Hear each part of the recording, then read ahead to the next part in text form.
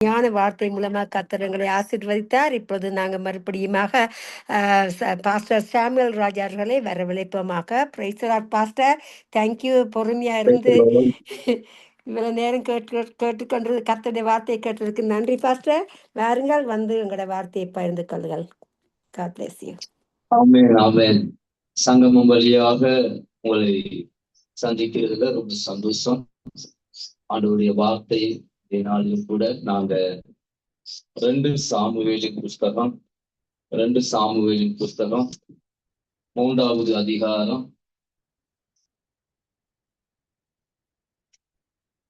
2 சாமுவேலின் புஸ்தகம் 3வது அதிகாரம் 33, 34வது வசனங்களை இந்த நாளில் நம்ம தியானிக்கலாம். 2 சாமுவேல் 3, 33, 34 வசனங்களை நாம் இப்படி வாசிக்கிறோம். ராஜா அப்னேருக்காக புலம்பி, மதிகட்டவன் சாகிறது போல அப்னேர் செத்து போனானே, உன் கைகள் கட்டப்படவும் இல்லை, உன் கால்களில் விலங்கு போடப்படவும் இல்லை, துஷ்ட கையில் மடிகிறது போல மடிந்தாயே என்றான். அப்பொழுது ஜனங்கள் எல்லாரும் இன்னும் அதிகமாய் அவனுக்காக அழுதார்கள். இந்த வார்த்தையில இருந்து நாம் ஒரு சில குறிப்புகளை நம்ம கவனிக்க முடியும். நன்றாக கவனிங்க. ஒரு ராஜா அப்னேருக்காக அழுது புலம்புகிற ஒரு சம்பவத்தை தான் நாம் இங்க வாசிக்கிறோம். ஒரு திறமையான, ஒரு பராக்கிரமசாலி, எல்லா கலைகளையும் கற்று தேறின ஒரு மனுஷன், யுத்தங்களை முன்னின்று நடத்துகிற ஆற்றலுள்ளவன், ஒரு தாவீதுக்கு எப்படி ஒரு யோவாப் மெய் பாதுகாவலனாக இருந்து தாவீதை பாதுகாத்து வருகிறானோ, அதே போல சவுல் ராஜாவுக்கு ஒரு மெய் பாதுகாவலனாக இருந்து அவனை இதுவரையும் பாதுகாத்து வந்ததை தாவீது நன்றாக அறிந்திருந்தான். ஆனால் அவனுடைய முடிவை தாவீது பார்த்த பொழுது ரொம்ப துக்கப்பட்டு கண்ணீர் விட்டு கதறி அழுகிற ஒரு சம்பவத்தை தான் நாம் இங்க வாசிக்கிறோம்.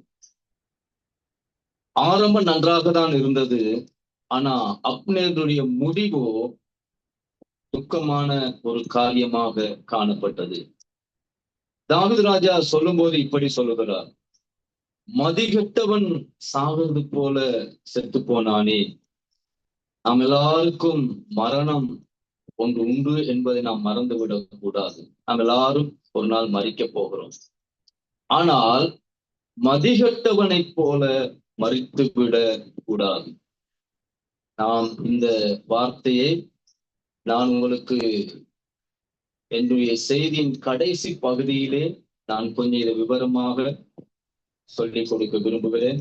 அதுக்கு முன்னதாக என்னுடைய செய்தியின் தலைப்பை நான் உங்களுக்கு சொல்லிவிட்டு நாம செய்திக்குள்ள கடந்து போகலாம். இன்றைய நாளிலும் என்னுடைய செய்தியினுடைய தலைப்பு என்னவென்றால் அடைக்கல பட்டணம். நம்ம என்னாகமத்தின் புஸ்தகம் வாசிக்கலாம். என்னாகமத்தின் புஸ்தகம் 35வது அதிகாரம். என்னாகமம் 35வது அதிகாரம் 10, 11, 12 வசனங்களை இப்படி நாம வாசிக்கிறோம்.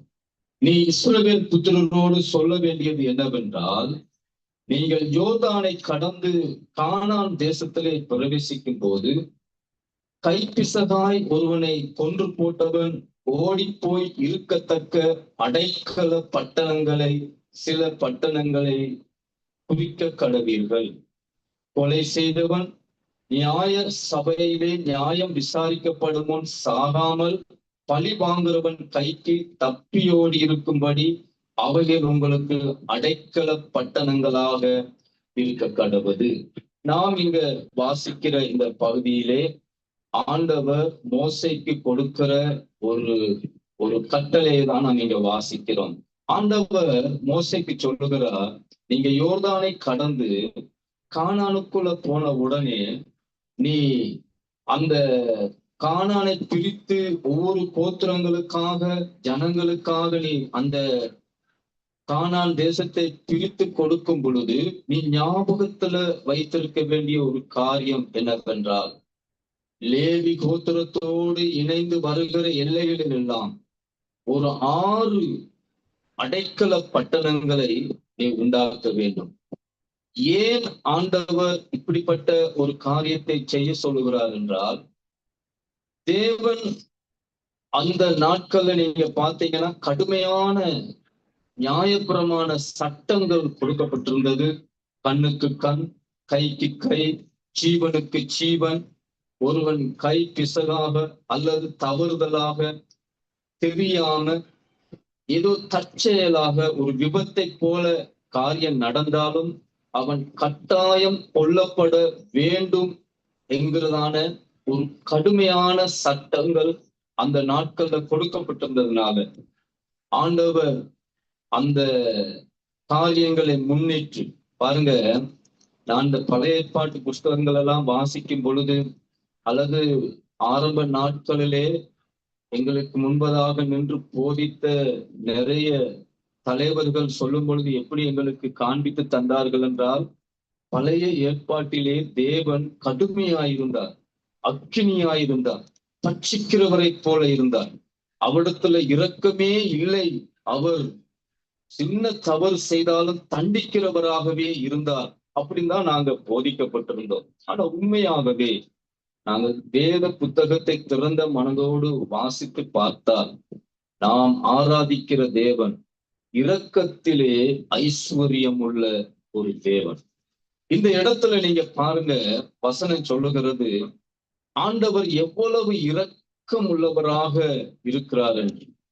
தற்செயலாக ஒருவன் கொன்று விடுவானானால், செத்து போவானானால், விபத்தாக சடுதியாக சம்பவங்கள் நடந்தாலும் அவன் தப்பித்துக் கொள்ளுவதற்காக ஒரு அடைக்கல பட்டணத்தை நியமிக்க வேண்டும் என்று சொல்லி தேவன் அந்த கானான் தேசத்துக்குள்ள போவதற்கு முன்பதாகவே மோசேக்கு கட்டளையாக சொல்லுகிற ஒரு சம்பவத்தை தான் நாம இங்கே வாசிக்கிறோம். அன்றைக்கு அவர்களுக்கு அடைக்கல பட்டணமாக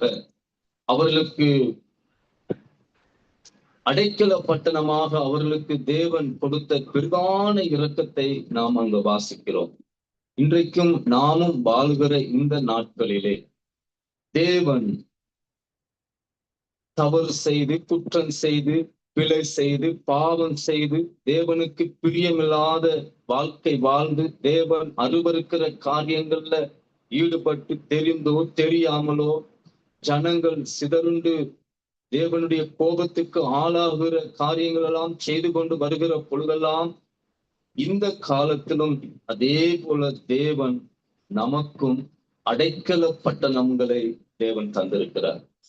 ஆகவே இந்த நாளிலே நான் உங்களுக்கு ஒரு 4 வகையான தேவன் நமக்கு தந்ததான அடைக்கல பட்டணங்கள் என்ன என்கிற ஒரு 4 வகையான அடைக்கல பட்டணங்களை நான் உங்களுக்கு காண்பித்து தந்துவிட்டு அதுல ஒரு காரியத்தை தான் நாம கொஞ்சம் ஆழமாக தியானிக்க போகிறோம்.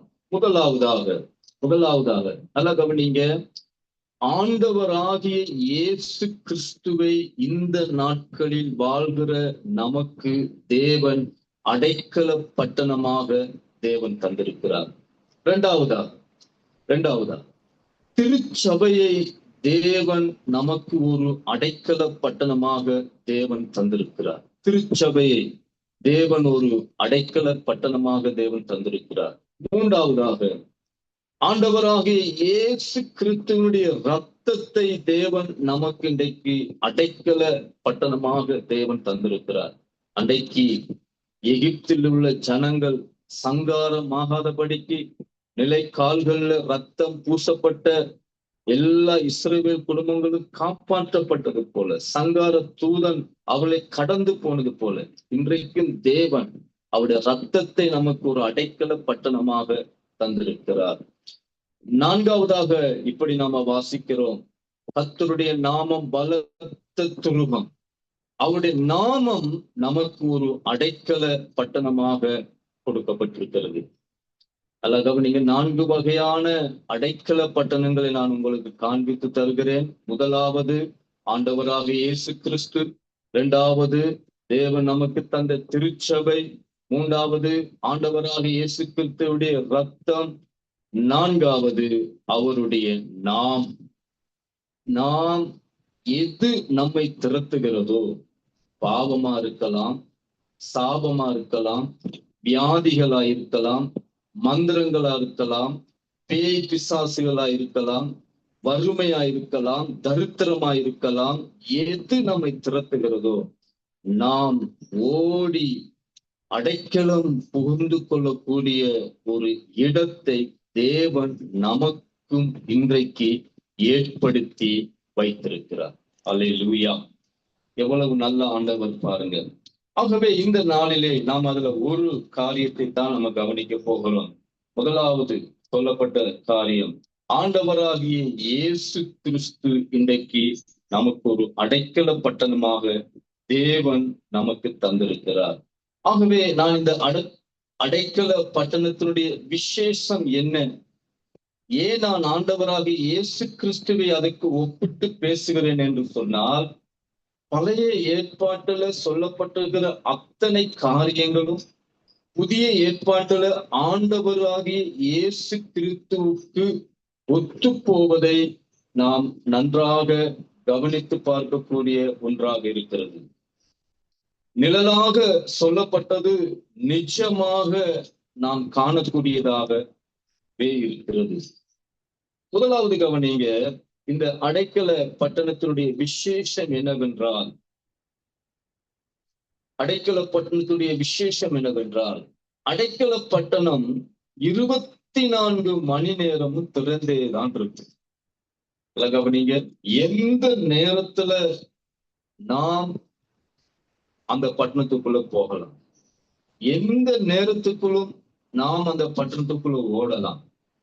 24 மணி நேரமும் திறந்தே இருக்கிற ஒரு பட்டணம் என்றால் இந்த அடைக்கல பட்டணம் தான். எப்பொழுது கொலை செய்தவன், தவறு செய்தவன், குற்றம் செய்தவன், விலை விட்டவன், தேவனுக்கு பிரியமில்லாத காரியங்களை செய்தவன் யாராய் இருந்தாலும் எந்த நேரத்திலும் ஓடி ஒளிந்து கொள்ளக்கூடிய ஒரு பட்டணம். திறந்த வாசலை தேவன் நமக்கு இன்றைக்கு வைத்திருக்கிறார். எனக்கு பிரியமான தேவனுடைய ஜனமே, எங்கெங்கெல்லாம் இருந்தது நீங்க கேட்டுக்கொண்டிருக்கிறீர்களோ, நான் உங்களுக்கு சொல்லக்கூடிய ஒரு நல்ல செய்தி என்னவென்றால், தேவன் உங்களுக்காக ஒரு திறந்த வாசலை வைத்திருக்கிறார். அதுதான் அந்த அடைக்கல பட்டணம். ஆண்டவர் சொன்னார், இதோ நான் உனக்கு முன்பதாக திறந்த வாசலை வைத்திருக்கிறேன், ஒருவனும் அதை கூட்ட மாட்டான். மத்தேயு எழுதின சுவிசேஷம் 11வது அதிகாரம் 28வது வசனத்தை வாசித்து பாருங்க. ஆண்டவர் சொல்கிறார், வருத்தப்பட்டு பார சுமக்கிறவர்களே, நீங்க எல்லாரும் என்னிடத்துல வாருங்க, நான் உங்களுக்கு இளைப்பாறுதல் தரேன். இரு கரம் கூப்பி திறந்த வாசலிலே நின்று தேவன் நம்மை அழைக்கிறார். எந்த சூழ்நிலையில நீங்க இருந்தாலும், இதை கேட்டுக்கொண்டிருக்கிற உங்களை எது வாட்டுகிறது, எது வதைக்கிறது, எது உங்களை திரட்டுகிறது, நீங்க ஆண்டவராகிய இயேசு கிறிஸ்துவிடத்துல ஓடி வர முடியும். அவர் இன்றைக்கும் நம்மை ஏற்றுக்கொள்ளவும், நம்மை ஆதரிக்கவும், நம்மை தேற்றி, நம்மை தைரியப்படுத்தவும், நம்மை போஷிக்கவும், உடுத்துவிக்கவும், நம் தேவைகளை சந்திக்கவும், நமக்கு துணையாக, நமக்கு ஜெயமாக ஒரு வாழ்வை தருவதற்கு அந்த ஆண்டவராகிய இயேசு கிறிஸ்து இன்றைக்கும் அவர் ஆயத்தம் உள்ளவராயிருக்கிறார். நாம் ஓடி வர வேண்டும் என்று வேதம் சொல்லுகிறது. எந்த இடத்துல இருந்தாலும் ஆண்டவராகிய இயேசுவின் அண்டையில நாம ஓடி வந்து விட்டால் போதும், நமக்கு ஒரு நித்தியமான, ஒரு உண்மையான ஒரு பாதுகாப்பை நாம் அனுபவிக்க முடியும். இரண்டாவது, நல்ல கவனிங்க, வேதம் சொல்லுகிறது இந்த அடைக்கல பட்டணத்துடைய விசேஷம் என்ன. 2வது வசனம் சொல்லுகிறது பாருங்க, கொலை செய்தவன் ஓடி வரக்கூடிய தூரத்தில் அந்த அடைக்கல பட்டணங்கள் அமைக்கப்பட வேண்டும். ஒருவன் கொலை செய்து விட்டான் என்றால் அதிக தூரத்துல இல்லை, அவன் இலகுவாக ஓடி வரக்கூடிய தூரத்துல அந்த அடைக்கல பட்டணங்களை அமைக்க வேண்டும் என்று ஆண்டவர் மோசேக்கு கட்டளையிடுகிறார். எனக்கு பிரியமான தேவனுடைய ஜனமே, என் வேதம் சொல்லுகிறது பாருங்க, அப்போஸ்தல நடபடிகள் 17வது அதிகாரம், அப்போஸ்தல நடபடிகள் 17வது அதிகாரத்துல இப்படி நாம வாசிக்கிறோம். 27வது வசனம், 17:27. கர்த்தராகிய தம்மை அவர்கள் தடவியாகிலும் கண்டுபிடிக்கத்தக்கதாக தம்மை தேடும்படிக்கு அப்படி செய்தார். அவர் நம்மில் ஒருவருக்கும் தூரமானவர் அல்லவே. நல்ல கவனிங்க, ரொம்ப சமீபத்துல ஆண்டவராகிய இயேசு கிறிஸ்து இருக்கிறார். நீங்களும் நானும் ஓடி வந்தடையத்தக்கதாக தூரத்துலதான் அவர் இருக்கிறார். நாம் ஆண்டவரை தேடி எங்கும் அலைந்து திரிய வேண்டிய அவசியம் இல்லை. மலைகளுக்கு பின்னால, காடுகளுக்கு பின்னால, பெரிய பெரிய கிலோமீட்டருக்கு அங்கால நாம் தூர தேசங்களுக்கென்று அலைந்து திரிய வேண்டிய அவசியம் இல்லை.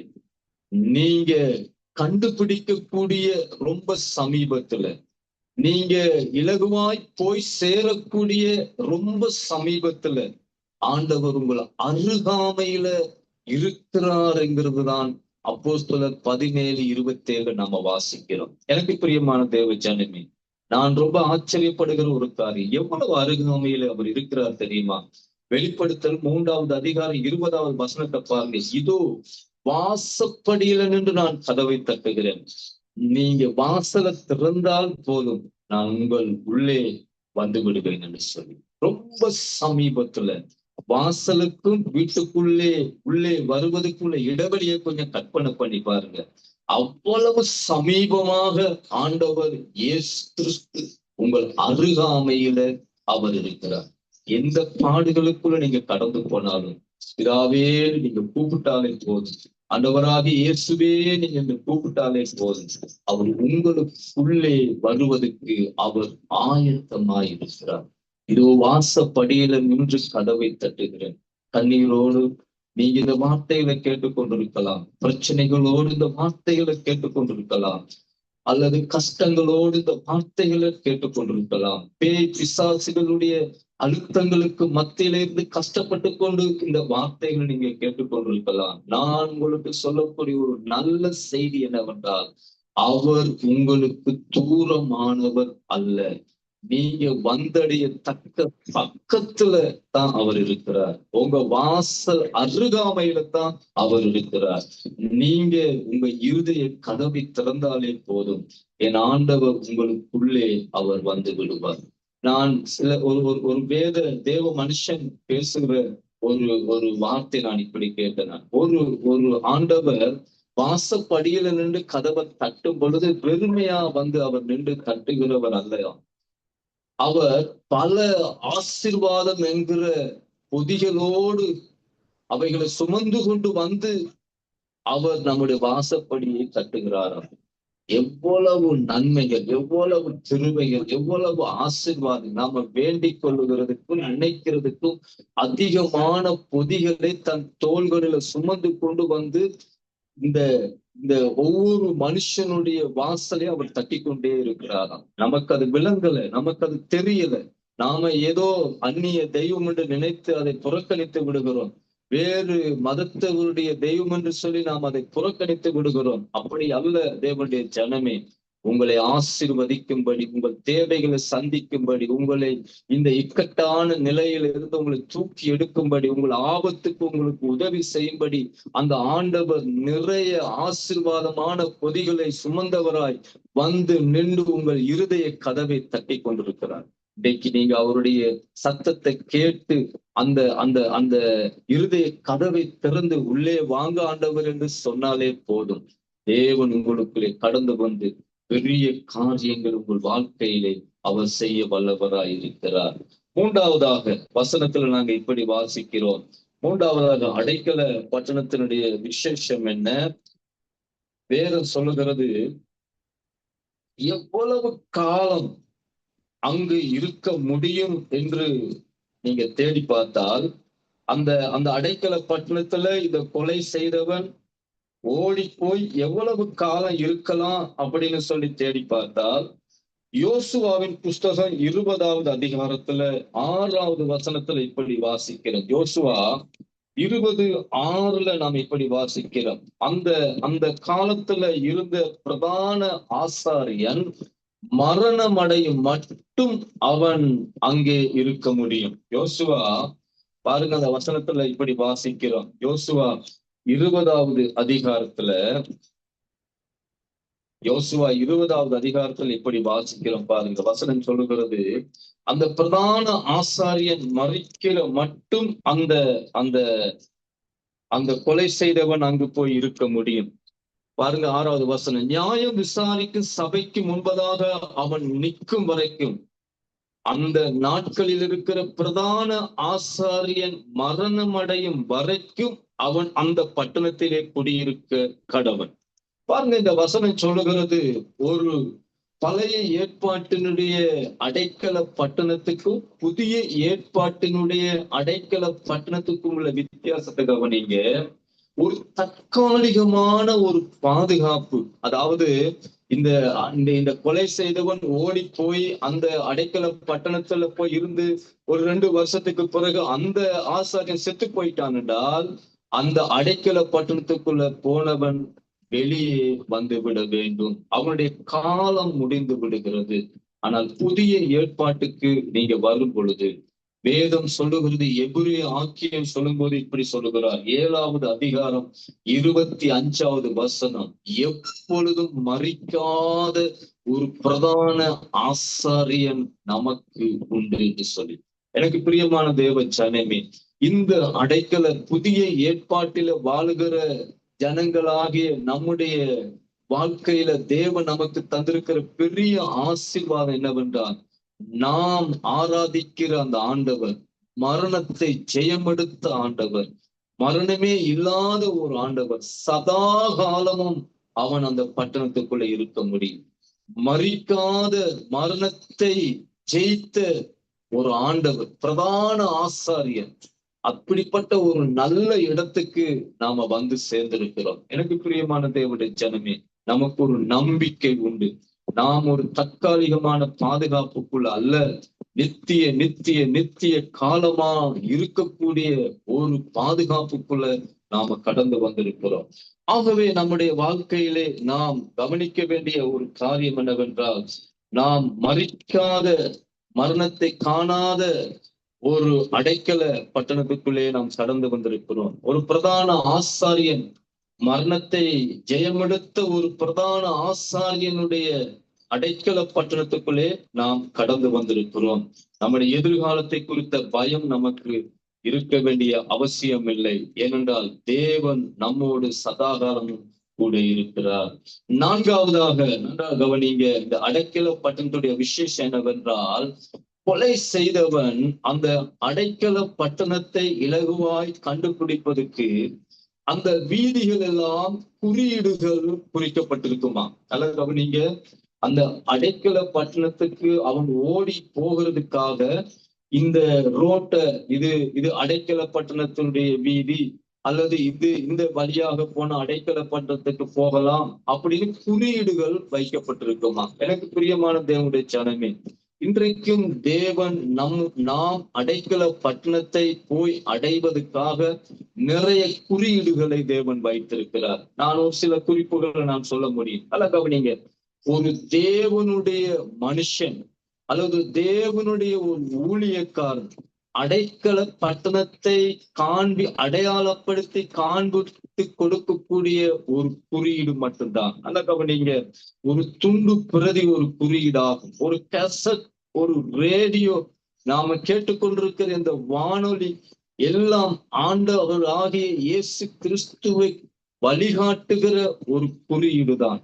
ஆகவே ஆண்டவர் இந்த நாட்களில ஆண்டவர் நமக்கு நிறைய இலகுவாக நாம் அந்த பட்டணத்தை அடைய வேண்டும் என்பதற்காக நிறைய குறியீடுகளை இந்த உலகத்துல தேவன் வைத்திருக்கிறார். நல்லா கவனிங்க, நாங்கள் அடைக்கல பட்டணம் கிடையாது, நாங்கள் குறியீடுகள் மட்டும்தான்.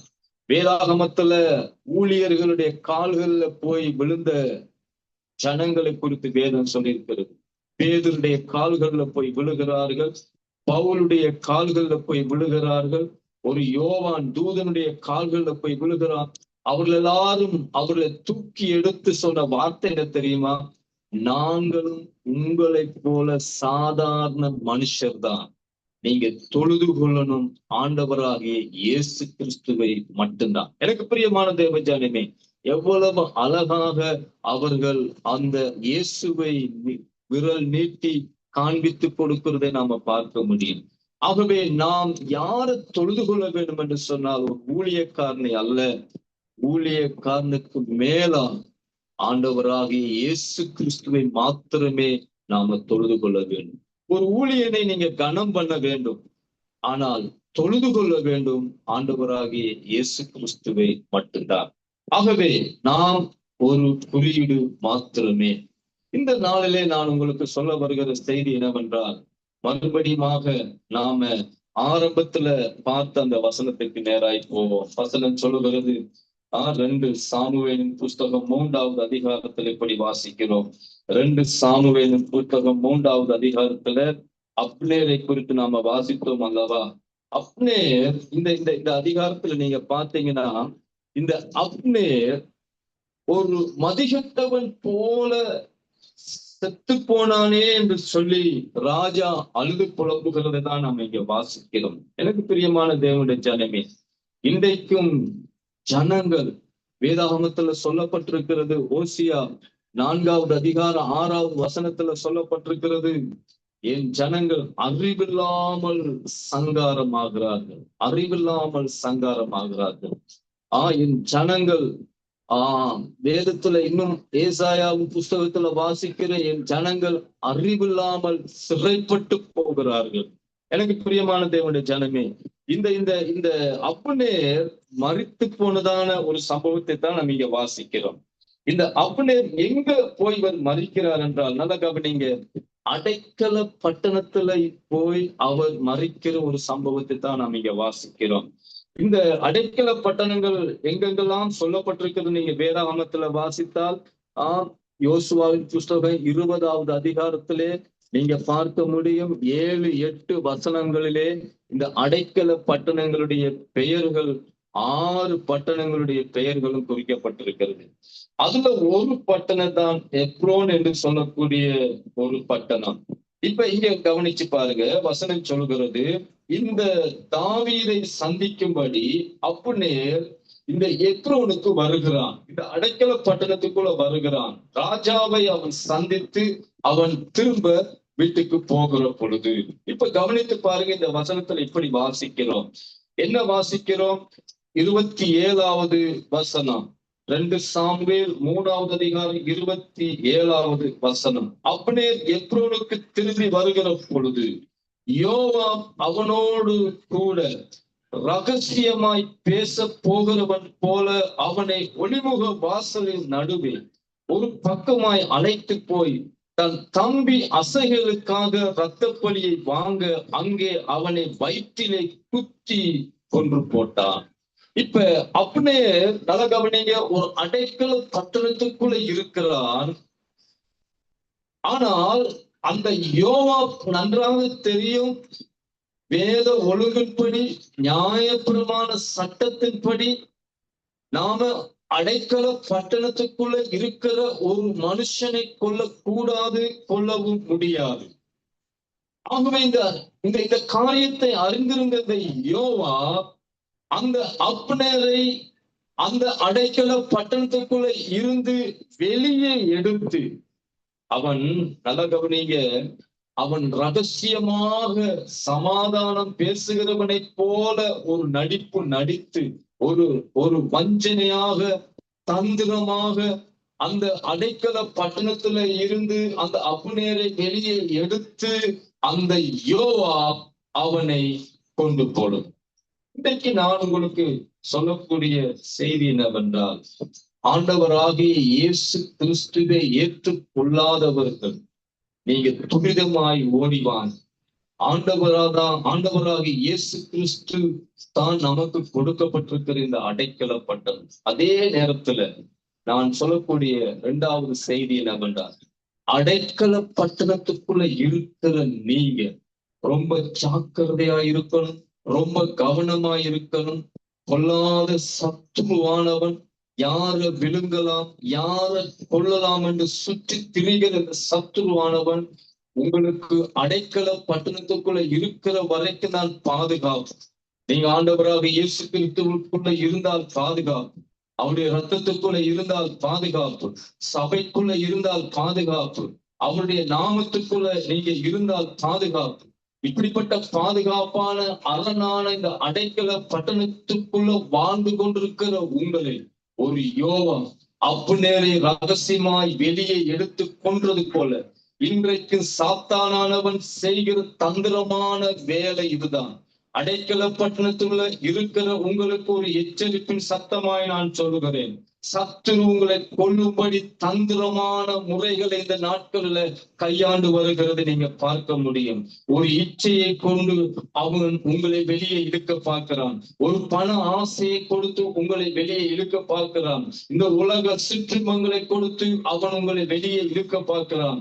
உங்களை வெளியே இழுத்து கொண்டு போவதற்கான பிரதான நோக்கமே உங்களை கொண்டு போட வேண்டும் என்பதுதான். நீங்க கிருபை பெற்ற மக்களாய் இருக்கலாம், பராக்கிரமசாலியை போல இருக்கலாம், தாளத்துடையவர்களாய் இருக்கலாம், வெளிப்பாடு உள்ளவர்களாய் இருக்கலாம், தீர்க்க தரிசன வரம் பெற்றவர்களாய் இருக்கலாம், பெரிய பெரிய காரியங்களை செய்யக்கூடிய ஆற்றல் உள்ளவர்களாய் இருக்கலாம்.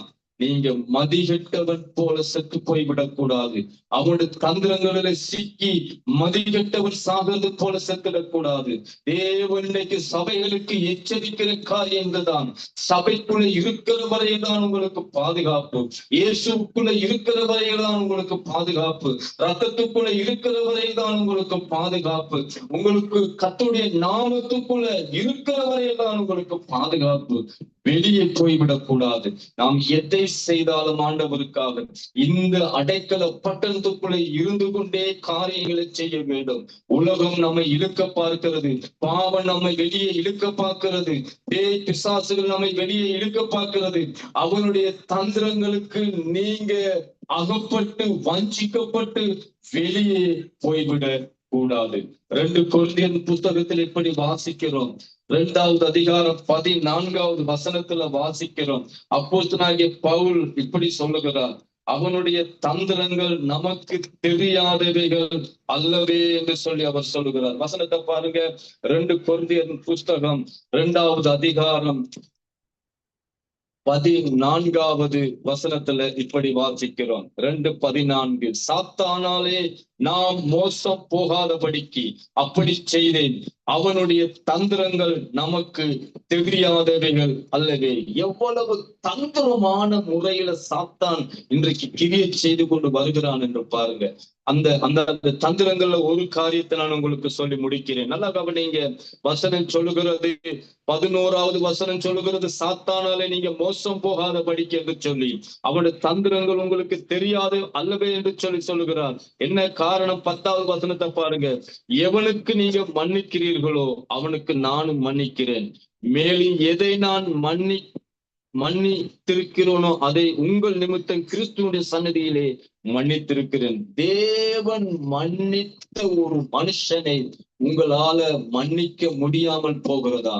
சாத்தானுடைய தந்திரமான செயல்கள் அங்கே இருக்கிறது என்பதை மறந்துவிட வேண்டாம். எப்படி நம்மளை வஞ்சிக்கலாம் பாருங்க. நமக்கே தெரிகிறது இல்லை.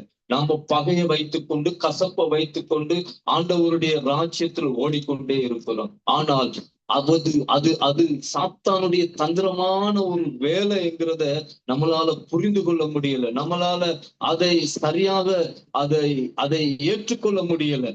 நாம் அவனுடைய தந்திரத்துல சிக்கப்பட்டு இருக்கிறோம் என்பதை அறிய முடியாமல் போகிறோம். வேதம் சொல்லுகிறது, மதிகட்டவனை போல நாம் மறித்து விடக்கூடாது, சங்காரம் ஆகிடக்கூடாது, அறிவில்லாமல் சங்காரம் ஆகிடக்கூடாது. ஆண்டவருடைய சமூகத்துல அவனுடைய தந்திரங்களை அறிந்து நாம் செயல்பட நாம் அறிந்திருக்க வேண்டும். அடைக்கல பட்டணத்துக்குள்ள நாம் இருக்கிறோம். அவனுடைய தந்திரங்களை அறிந்து அதிலிருந்து விலகி ஆண்டவருக்குள்ள இன்னும் முன்னேறி செல்ல ஆண்டவர் உங்களுக்கு அனுக்கிரகம் பண்ணுவாராக.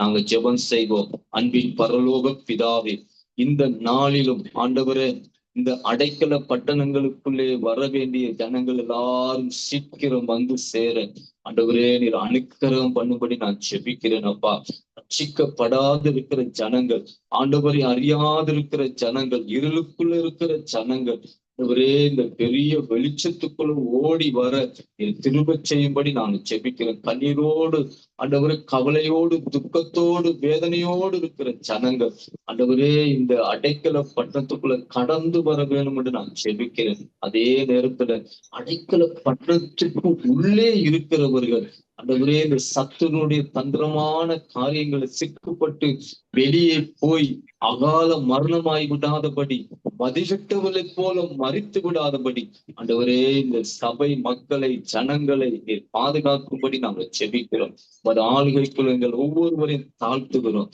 ஒரு கரத்துல ஒப்பு கொடுக்கிறோம். இயேசு என்னும் வல்லமுள்ள நாமத்துல ஜெபம் கேட்கிறோம் எங்கள் நல்ல பிதாவே. ஆமேன், ஆமேன், ஆமேன். ஆமேன், ஆமேன். அருமையான வார்த்தை மூலம் எங்களை ஆசீர்வதித்தீங்க பாஸ்டர். ஆமேன். அடைக்கல பட்டணம் 4 விதமான அடைக்கல பட்டணத்தை பற்றி அறிவித்தீர்கள். நன்றி, நன்றி, கோடி கோடி நன்றி பாஸ்டர். உங்களை கத்தர் அழைத்த அழைப்பின்படி எங்களை மத்தியில் வந்து எங்களை ஆசீர்வதித்த உங்களையும் கத்தர் இன்னும் மென்மேலுமாக ஆசீர்வதிப்பாராக. கத்திரிய நாமத்தை உயர்த்தி உங்களையும் குடும்பத்தையும் ஆசீர்வதிக்கிறோம். வானொலி குடும்ப சார்பாக வாழ்த்துறோம், ஆசீர்வதிக்கிறோம். நன்றி பாஸ்டர்.